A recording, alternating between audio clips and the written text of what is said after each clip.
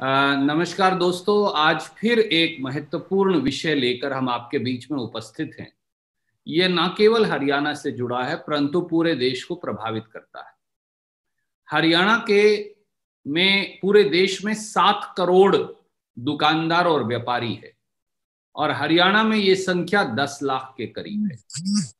हरियाणा के दुकानदार और व्यापारियों का धंधा चौपट कर रही है खट्टर सरकार और ऐसा लगता है कि वो ई कॉमर्स कंपनियों और ऑनलाइन कंपनियों की एजेंट बन गई है खट्टर जी और दुष्यंत चौटाला जी की सरकार। मोदी खट्टर सरकारों ने 20 अप्रैल 2020 से ई कॉमर्स कंपनियों और ऑनलाइन कंपनियों को पूरे देश में, खास तौर से हरियाणा प्रदेश में अपना सामान बेचने की इजाजत देकर लाखों व्यापारियों, 10 लाख व्यापारियों और दुकानदारों के धंधे पर तालाबंदी कर दी है। भाजपा जजप्पा सरकार की इस व्यापारी दुकानदार विरोधी नीति को हरियाणा कभी बर्दाश्त नहीं करेगा। हरियाणा का दुकानदार और व्यापारी लगभग 1 माह से अपनी दुकान और व्यवसाय बंद करके घर बैठा है और अब यह लॉकडाउन 3 मई 2020 तक बढ़ा दिया गया है। दुकानदार और व्यापारी का देखिए जरा, दुकानदार और व्यापारी का लाखों करोड़ का माल उसकी दुकान और गोदाम के अंदर आज भी पड़ा है। धंधा बंद होने के बावजूद भी दुकानदार अपना पूरा किराया दे रहा है।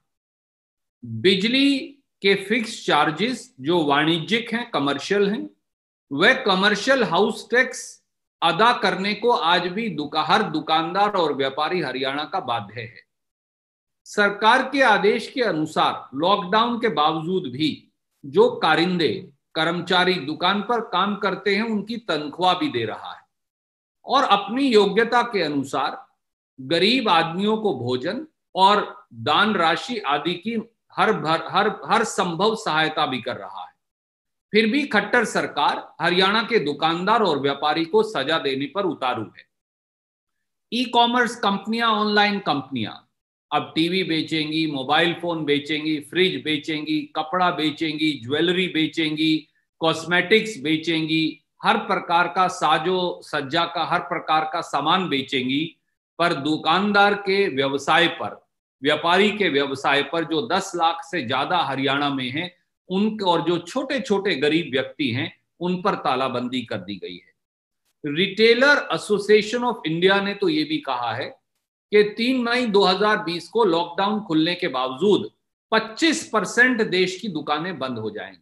7 करोड़ में से 25% दुकानदार अगर व्यवसाय खो बैठे देश में और 10 लाख में से 2.5 लाख दुकानदार हरियाणा में व्यवसाय खो बैठे, तो आप देखिए कि हरियाणा की अर्थव्यवस्था और उन गरीब परिवारों का होगा क्या। और रिटेलर एसोसिएशन ऑफ इंडिया ने रिसर्च करके ये भी कहा है कि अगले 6 से 12 महीने तक कोई दुकानदार एक नई फूटी कोड़ी भी कमा नहीं पाएगा। सवाल यह है कि फिर वो गरीब दुकानदार अपने परिवार का पेट कैसे पालेंगे। हमारे खट्टर सरकार से 3 सवाल हैं। क्या खट्टर सरकार जवाब देगी? पहला, क्या प्रदेश के 10 लाख दुकानदारों की पेट पर लात मार ई कॉमर्स और ऑनलाइन कंपनियों को 20 अप्रैल से व्यापार करने की अनुमति देना सही है या एक सोची समझी साजिश है? दूसरा, क्या खट्टर सरकार दुकानदारों और व्यापारियों के कमर्शियल हाउस टैक्स और बिजली के बिल के फिक्स चार्जेस को वेव करेगी यानी माफ करेगी? वह जीएसटी में विशेष छूट देगी? तीसरा सवाल, भाजपा जजप्पा सरकार ई कॉमर्स कंपनियों की एजेंट बन व्यापारी और दुकानदारों के व्यापार पर कुठाराघात क्यों कर रही है? ये एक महत्वपूर्ण विषय है जो आपके संज्ञान में लेकर आना है। एक और इससे जुड़ा सवाल है, वो है किसान और आड़तियों के गठजोड़ का। हरियाणा में किसान का चलता फिरता बैंक आड़ती है। उसको रोजमर्रा की जरूरत के लिए जब पैसा चाहिए, सुख दुख के लिए जब पैसा चाहिए, तो किसान आड़ती से वो पैसा ले लेता है और फसल आने पर वो आपस में अकाउंट सेटल कर लेते हैं। अधिकतर समय तो कोई लिखित पढ़त भी नहीं। किसान का आड़ती से गठजोड़ और व्यापार और पैसे का लेन देन आपसी विश्वास और जबान के आधार पर चलता है। और ये रिश्ता आज का नहीं, ये रिश्ता पीढ़ी दर पीढ़ी भी चलता है और दशकों पुराना भी है। परंतु खट्टर सरकार ने 13 अप्रैल 2020 को जो मैंने आदेश आपको दिया था, और अब 16 अप्रैल 2020 को एक बार फिर आदेश जारी कर ये कहा है कि हर आड़ती 7 प्राइवेट बैंकों में खाता खुलवाएगा, समेत यस बैंक के, जिसमें पहले से ही 2-2.5 हजार करोड़ रुपया हरियाणा सरकार का फंस गया होता। और सारा पैसा जो है वो सरसों का हो, वो गेहूं का हो और रबी की अन्य फसलों का हो, वो इन खातों में आएगा। क्या खट्टर सरकार से हमारे बड़े सीधे सीधे 2 सवाल हैं। पहला, एक तरफा के मनमाने आदेश कर 7 प्राइवेट बैंकों समेत डूबते हुए यस बैंक में आड़तियों के नए खाते खुलाने का क्या कारण है? क्या सरकार अब इन प्राइवेट बैंकों की एजेंट बन गई है या फिर उन सरकारी बैंकों की तरफदार है जिनमें पहले से खाते खुले हैं? दूसरा सवाल, आड़तियों के सरकारी बैंकों और दूसरों बैंकों में खाते सालों से चल रहे हैं, इसी के आधार पर बैंक लिमिट बनती है। अब अगर नए खाते खोले जाएंगे तो क्या बैंक लिमिट बन पाएगी? और अगर बैंक लिमिट नहीं बन पाएगी तो आड़तियों का व्यापार और व्यवसाय कैसे चल पाएगा? इसीलिए पूरे हरियाणा के आड़ती भी आज गुस्से में है। दूसरी ओर सरसों की फसल की खरीद हो ही नहीं रही। अनेकों उदाहरण हमने पेश किए हैं, जिनमें से एक अजयदीप सिंह जो सिरसा के किसान हैं, उनके कागजात अभी अभी मैंने ट्विटर अकाउंट पर लगाए हैं। 8 एकड़ जमीन के लिए उन्होंने बाकायदा वेब पोर्टल के ऊपर अप्लाई किया, और वो अप्लाई करने के बाद उनको जो मैसेज आया वो बड़ा चौंकाने वाला है। उस 8 एकड़ वाले किसान ने 80 क्विंटल सरसों के लिए, यानी 10 क्विंटल लगभग प्रति एकड़ के हिसाब से उसने वेब पोर्टल के ऊपर चढ़ाया, और खट्टर सरकार केवल 32 किलो सरसों उससे खरीद रही है। मैं ये आपके स्क्रीन पर भी दिखा रहा हूं। आप मुझे बताइए, पूरे हरियाणा में सरसों की फसल की बदइंतजामी है।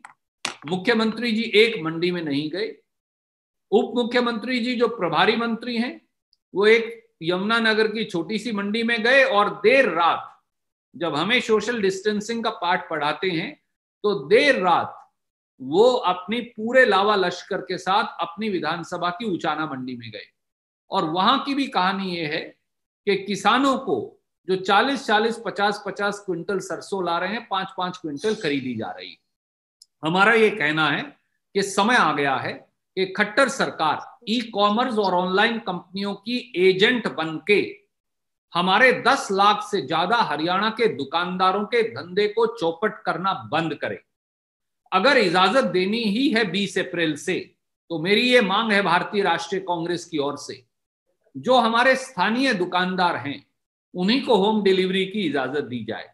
उनके संबंध भी हैं लोगों से, और जो वो क्रेडिट पर सामान भी देते हैं, ताकि वो अपना धंधा शुरू कर सकें सोशल डिस्टेंसिंग की अनुपालना करते हुए। इसी प्रकार से आड़तियों के साथ ये हुक्म जो पूरी तरह से नाजायज, गैर कानूनी और असंवैधानिक हैं, इनको बंद किया जाए। कैसे सरकार निर्णय कर सकती है कि कौन से बैंक में मैं खाता खुलवाऊंगा? कैसे सरकार निर्णय कर सकती है कि कौन से बैंक से मैं बैंक लिमिट लूंगा? यह व्यवसाय के ऊपर गैर जरूरी, गैर कानूनी और असंवैधानिक प्रतिबंध है। और खट्टर सरकार, दुष्यंत चौटाला जी, आपसे अनुरोध है कि आप होश में आए और इन किसान विरोधी, दुकानदार विरोधी और आड़ती विरोधी कार्रवाई को बंद करें। कोई सवाल आप पूछना चाहें तो स्वागत है। हितेंद्र राव जी, अगर आप कोई सवाल पूछना चाहते हैं। रणदीप जी, आप जो कह रहे हैं कि ई कॉमर्स कंपनीज को बढ़ावा दिया गया है और उससे जो है जो दूसरा आपका जो दुकानदार है वो इफेक्ट होंगे, बट गिवन द सर्कमस्टांसेस कि जिस समय लोग नहीं जा सकते and home delivery is a better option, don't you think it's a pragmatic move? I think it's a completely impractical move, Hitendra ji. We have to protect our shopkeepers. We have to protect small traders of Haryana. Haryana के अगर दुकानदार और छोटे छोटे व्यापारी को आप संरक्षण और प्रोटेक्शन नहीं देंगे तो उसका व्यवसाय, धंधा और हरियाणा की अर्थव्यवस्था डूब जाएगी। हरियाणा के हर छोटे शहर में जो ये व्यापारी हैं, इनके पास माल पड़ा है, दुकान में भी और गोदाम में भी। अगर किसी को, उदाहरण के तौर पर कैथल में किसी को अगर एक टेलीविजन या प्रेस या कोई कपड़ा चाहिए तो कैथल की दुकान का व्यापारी वो सामान बेहतर तरीके से कैथल के किसी नागरिक को दे पाएगा। यही बात जींद या नरवाना की है, यही बात पंचकुला या अंबाला की है, यही बात पानीपत या किसी और शहर की है। तो ऐसे में दुकानदार और व्यापारी को घर बिठाकर और अमेज़न और फ्लिपकार्ट को, जो बड़ी बड़ी कंपनियां हैं, उनको दुकानदार का धंधा देकर आप उसका धंधा चौपट क्यों कर रहे हैं? और आप मुझे बताइए, जो उसने सामान दुकान और गोदाम में रखा है उस पर ब्याज चल रहा है, अगर उसका एक सीजन निकल गया और सामान नहीं बिका तो उसका ब्याज सामान की लागत से ज्यादा हो जाएगा और वो उससे कभी उभर नहीं पाएगा। इसलिए अगर आपको खोलना था तो सोशल डिस्टेंसिंग के साथ आपको स्थानीय दुकानदार और व्यापारी जो है उससे सामान बिकवाना ज्यादा आसान भी है, ग्राहक को क्रेडिट भी मिलता, सही रेट भी मिलता और होम डिलीवरी भी बेहतर हो जाती। इसलिए खट्टर सरकार पर न जाने किन कारणों से विदेशी कंपनियां जो हैं, अमेज़न और फ्लिपकार्ट, याद करिए भाजपा तो बड़ा विदेशी कंपनियों के खिलाफ झंडा बरदारी किया करती थी। आज जब वो सत्ता में है तो उन्हीं विदेशी कंपनियों से छोटे छोटे दुकानदारों को लुटवा रही है। ये अस्वीकार्य है। अगला सवाल। धन्यवाद। ब्रतेश जी आप पूछ रहे थे शायद। ब्रतेश भाई गो अहेड।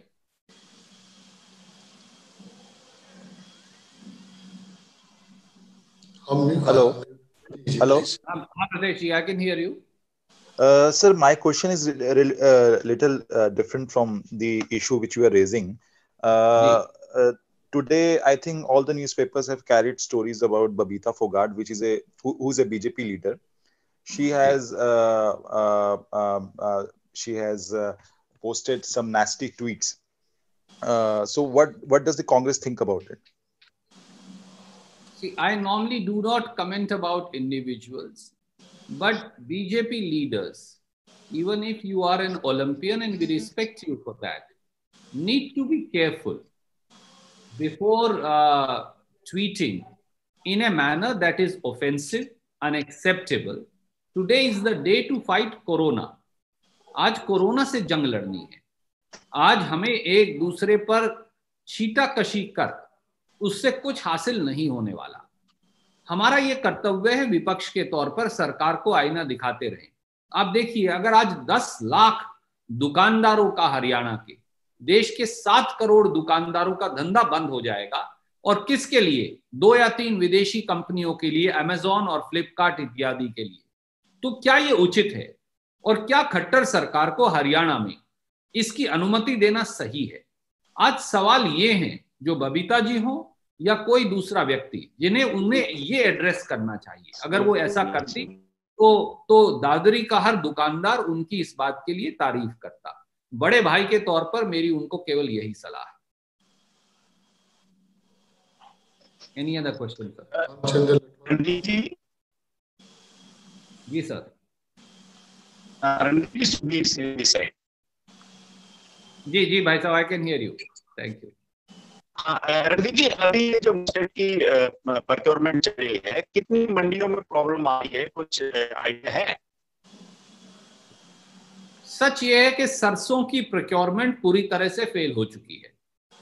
सरसों की खरीद में किसान को जिस प्रकार की परेशानियां आ रही हैं, वो हिंदुस्तान की आजादी के इतिहास में कभी नहीं हुआ।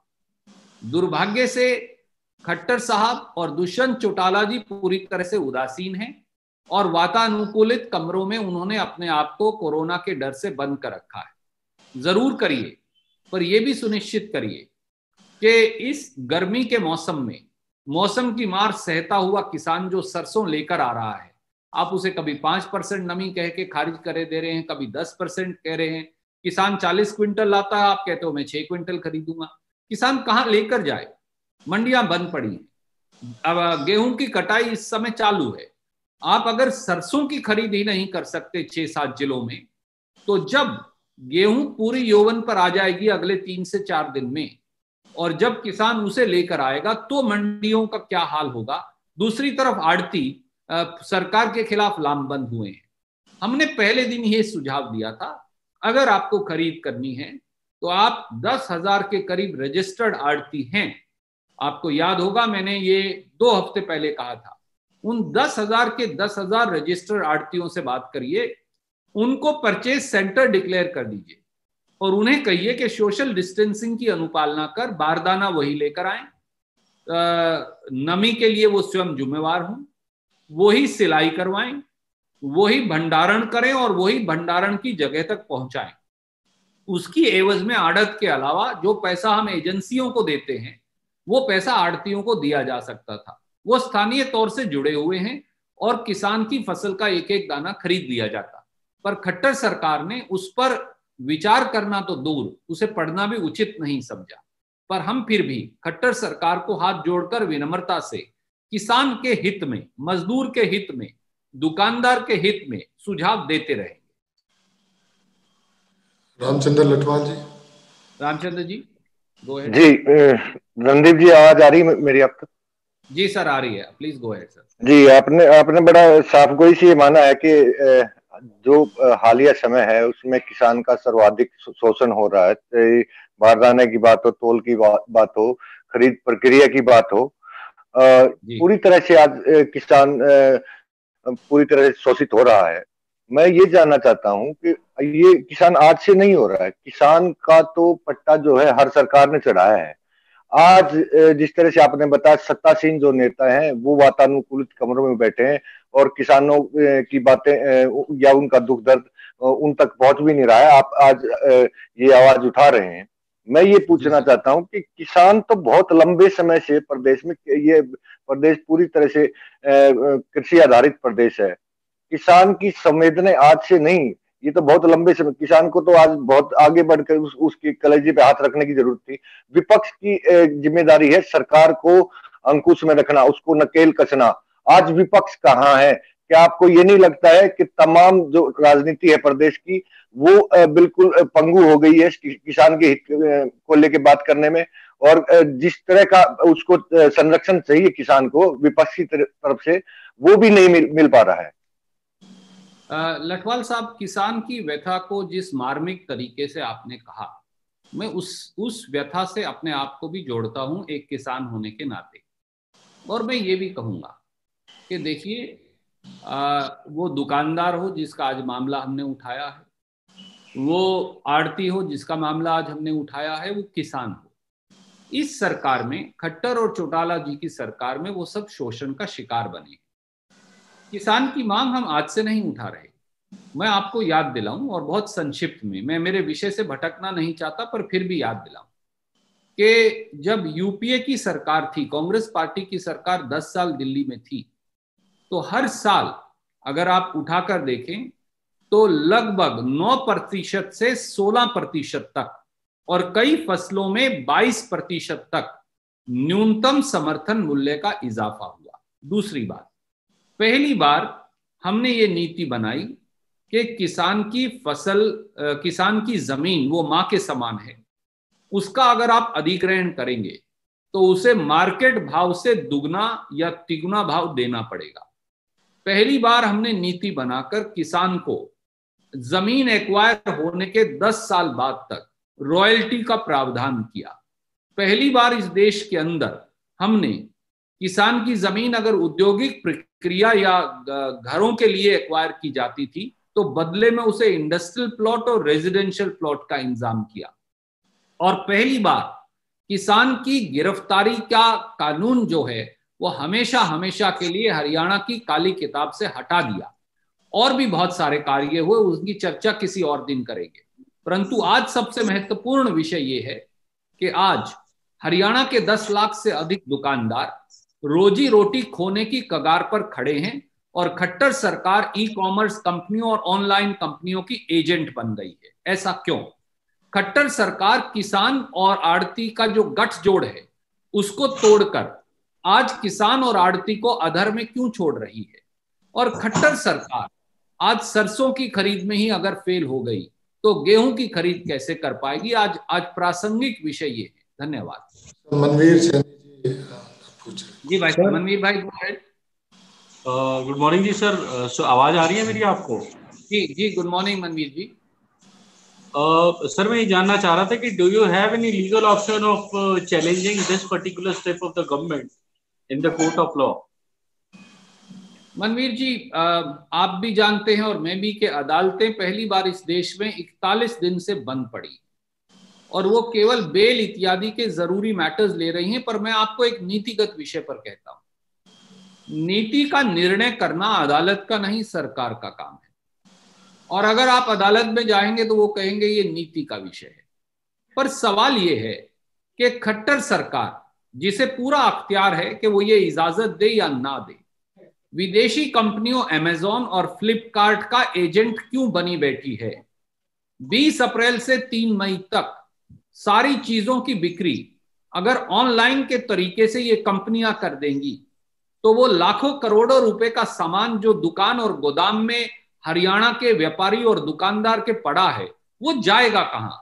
और अगर वो सारा डूब जाएगा, और रिटेलर एसोसिएशन तो कहती है कि 25% दुकान बंद हो जाएंगी, पर अगर आप इस प्रकार के तुगलकी फरमान जारी करेंगे तो हो सकता है उससे भी अधिक हो जाए। और आप ये समझ लीजिए कि हर दुकानदार 2 से 5 लोगों को और कहीं कहीं 10 से 15 लोगों को रोजगार देता है। इसलिए अगर 3 लाख दुकानदारों का धंधा भी बंद हो गया तो हरियाणा में 20 लाख लोगों की नौकरी साथ ही चली जाएगी। ये है जो खट्टर सरकार को सोचना चाहिए। जी सर, यही कहना चाह रहा था कि अगर 10 लाख लोगों के साथ आगे 10-10 लोग और जुड़े हुए तो कम से कम 1 करोड़ लोगों का मामला है। कहीं ना कहीं काफी ज्यादा नुकसान होने का अंदेशा है। इंटक के भी कोई यूनिट है, वो भी सुप्रीम कोर्ट गई थी रिलीफ लेने के लिए, फिर बाद में हाई कोर्ट उनको भेजा गया। तो कहीं ना कहीं एक लार्जर स्केल के ऊपर लोग अफेक्ट हो रहे हैं। तो क्या कानून का ऐसा कोई भी प्रोविजन नहीं कि ये लोग अपने राइट के लिए वहां पे कोर्ट में अपना अप्रोच कर सके? मनवीर जी, as a lawyer, I completely agree.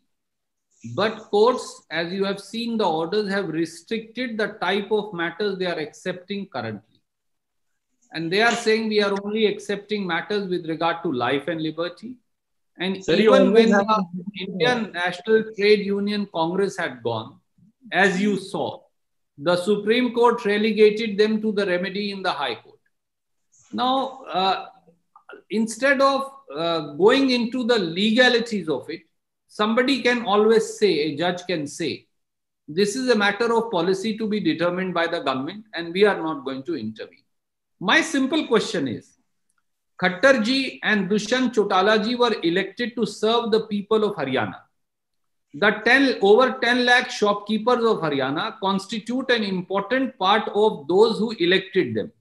Why are they betraying the faith as also the business of the over 10 lakh shopkeepers and close to 1 crore people who are employed on the shops and small businesses of Haryana? Why are they betraying their faith and acting as agents and stooges of Amazon and Flipkart? Why are they acting as their agents? That's the moot question. Secondly, if you are not going to take the commission agents, that is Aadhiyas, into confidence, how and if they will not come on board, how will the procurement of mustard or wheat or other rabi crops happen in Haryana? But Khattar Sarkar seems to be completely oblivious to this innate and inherent problem that is threatening the livelihood of over 10 lakh shopkeepers, close to 1 crore people employed with them in the indirect and unorganized sector, as also Haryana, which is the land of agriculture, and we are the food ball of country. The farmers' food, livelihood is under threat. So is India's food security. Randeep ji. जी sir. Bhupendra ji, मैं बात कर सकता हूँ? जी sir, go ahead. Randeep ji, अभी एक नया हरियाणा सरकार का आदेश आया है, वो है आड़तियों के लिए। जो हम मध्यम वर्ग की बात कर रहे हैं वो भी इसी से जुड़ा हुआ है। सरकार जी। ने कहा है कि अब सारे के सारे आड़ती नए अकाउंट खुलवाएंगे, वो भी प्राइवेट बैंकों में। जबकि आड़ती जी। कहते हैं कि हमारे सारे के सारे जो अकाउंट हैं वो पहले ही सरकारी बैंकों में है, और फिर केवल और केवल HDFC, IC ये इस तरह के बैंकों में ही क्यों हमारे नए खाते खुलवाए जा रहे हैं। सरकार का कहना है कि ये खाते ऑपरेट तो हम करेंगे, क्योंकि जो पेमेंट होगी किसान की वो सीधे हम देश के। लेकिन आड़तियों का ये कहना है कि अब अगर हम नए खाते खुलवाने के लिए जाते हैं तो कहीं ना कहीं सोशल डिस्टेंसिंग की समस्याएं रहेंगी और बैंकों में भीड़ भी बढ़ जाएगी। इस पे आप क्या कहेंगे? जी, मैंने ये इशू थोड़ा सा आप लेट जुड़ पाए, टेक्निकल कारण से ये इशू उठाया है आज, और मैंने ये कहा है कि 13 अप्रैल और 16 अप्रैल 2020 का वो फरमान जो दोनों मैं आपको दे रहा हूं, जहां सरकार ने ये बाधित किया है कि आड़ती केवल 7 प्राइवेट बैंकों में खाते खुलवाएं समेत यस बैंक के, जिसमें पहले ही पैसा डूब चुका था हरियाणा सरकार का। हरियाणा सरकार इन 7 बैंकों के लिए काम कर रही है, प्राइवेट बैंकों के लिए, या हरियाणा के किसानों व आड़तियों के द्वारा सुचारू रूप से खरीद के लिए काम कर रही है? सवाल ये है। दूसरा सवाल ये है, आड़तियों के पहले से ही सरकारी बैंकों में और दूसरे बैंकों के अंदर खाते हैं जहां बैंक लिमिट्स है। आज अगर वो उन खातों को बंद कर देंगे तो वो बैंक लिमिट्स टूट जाएगी और नए खातों में बैंक लिमिट्स खुलेगी कैसे? ऐसे में व्यापार और खरीद की प्रक्रिया चल कैसे पाएगी? इन दोनों सवालों का जवाब खट्टर सरकार नहीं दे पा रही, इसीलिए खरीद भी नहीं हो पा रही। बजाय इस तुगलकी फरमानों के, हमें उम्मीद है कि खट्टर सरकार 13 और 16 अप्रैल 2020 के दोनों फरमान वापस ले, और आड़तियों को आप बाध्य मत करिए कि उनके खाते कहां होंगे। आप ना सत्य खबर को, ना रणदीप को, ना किसी आड़ती को इस बात के लिए बाध्य कर सकते कि वो किस बैंक में अपना खाता खुलवाएगा। ये करना पूरी तरह से अन्यायपूर्ण है और ये पूरी तरह असंवैधानिक है और गैर कानूनी है, और खट्टर सरकार को ये दोनों तुगलकी फरमान वापस लेने चाहिए। धन्यवाद। खबरों में बने रहने के लिए फोरम 4 को सब्सक्राइब करें और नोटिफिकेशन पाने के लिए बेल आइकन दबाएं।